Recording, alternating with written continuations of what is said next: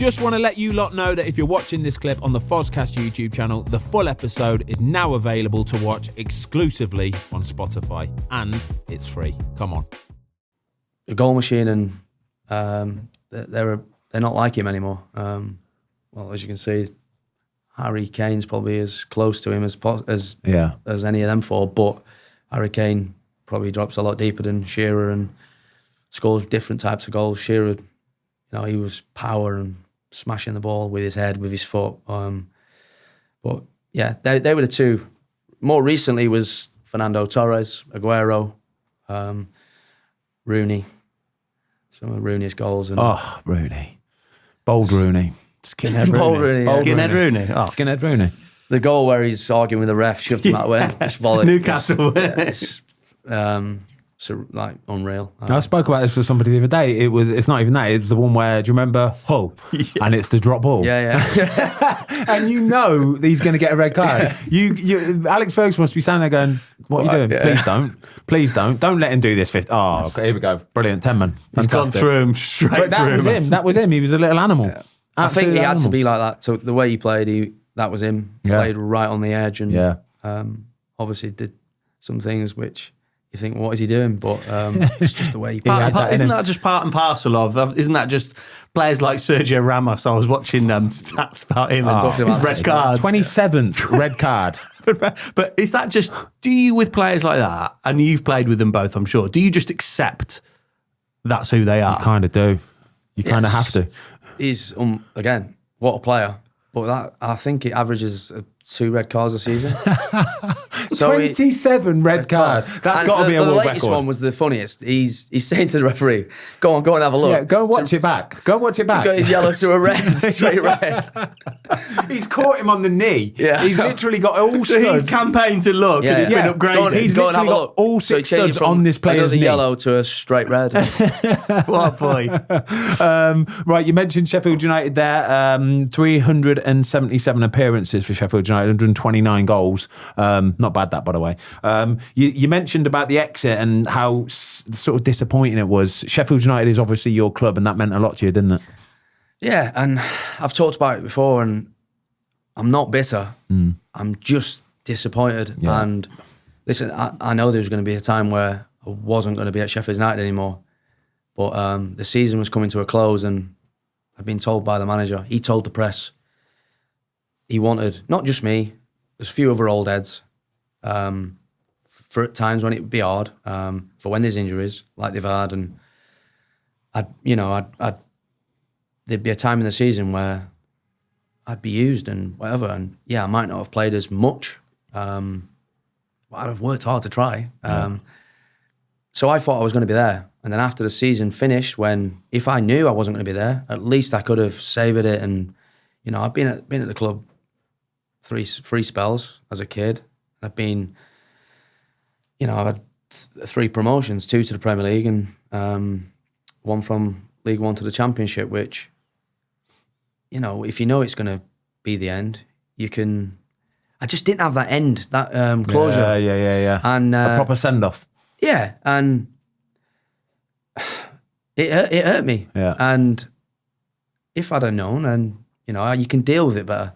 But the way it was, the way it ended was, it didn't sit well with me. And I'm a Sheffield United fan from Sheffield, and I'd do anything for that club, and didn't want no pay rise, didn't want anything. Just thought, you know what, I'm going to be a part of this jigsaw, this puzzle next season, and if I play 1 minute or however many minutes, I'll give it my all, and if I'm not playing, I'll be helping others, and I'll be leading that dressing room like I had done for 8 years before that. And that's why I said LA was the best thing for me. Get out of the country. Complete reset, refresh. Yeah, reset. And the kids were hurt as well. They go to every single game, and they have the Sheffield United shirt on because their dad plays, but also they support Sheffield United. And we woke up at mad hours in LA to watch, and it was frustrating because they was getting some late defeats and stuff like that. Yeah. And they've picked up of late when we got back, and things sort of turned a little bit with Everton getting the points deduction, but obviously disappointing result of the weekend, which they're the games that they need to pick up the points to survive the season. I think this is the thing with fans sometimes talk about players and loyalty, and I think people probably outside the game don't realise that sometimes it doesn't always work that way. Like you said, just having almost a proper send off, and even when you finished at Watford, Ben, it was like I remember speaking to you and going like, "That's it then." Like, and they kind of chat on your last game of the season, didn't travel or anything like that. And not everyone gets that Mark Noble moment on the pitch where they get to say goodbye, isn't it? And that's I always think when people talk about loyalty in football, it very much works both ways, doesn't it? Hell yes, but it's an industry, it's a business. That's just it is now. Yeah, I think football's changed a lot. You probably agree with me. I'm still in football, so can't go into too much detail. But it can end horrifically sometimes, and not just me. So I'm not bitter about it at all. I know that there's fans who still want me there, and I know there's fans that didn't. I'm sure Harry Kane at Tottenham, there was probably a percentage who didn't think he was good enough or whatever. It's just that's just what football fans are. And no, listen, I still support Sheffield United. I want them to stay up this season, and I want them to do well. Look out for the results all the time, and who knows, maybe one day I will be back in some sort of capacity. Have you been to watch a game this season? Are you going to go watch over Christmas or anything if you haven't already got something sorted?